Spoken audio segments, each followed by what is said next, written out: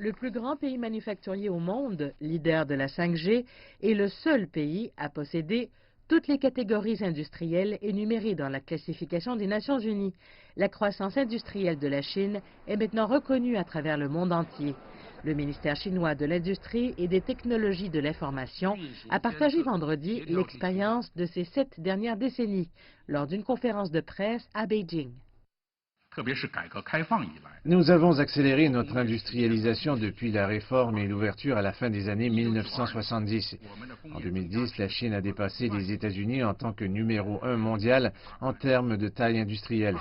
Nous avons aussi mis en place un système industriel moderne. Une autre caractéristique est notre innovation croissante. Nous possédons maintenant plus de 900 000 brevets au sein de nos entreprises industrielles d'une taille supérieure à celle désignée.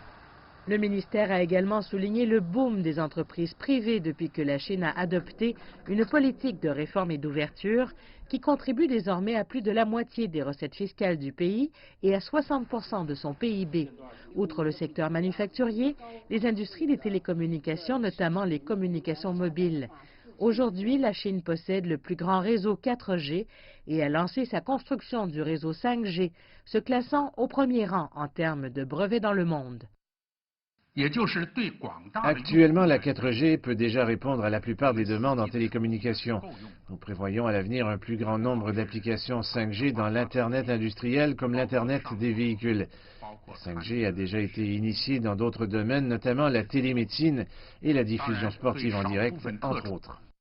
Mais il y a des défis. Cette année, le pays a connu une baisse de ses ventes et de sa production de véhicules, une première en 28 ans.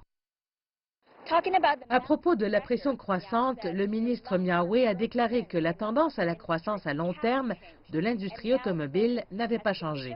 L'accent est désormais changé de la croissance à grande vitesse vers la croissance de la qualité et sur la manière de renforcer la notoriété des marques de constructeurs automobiles dans l'avenir.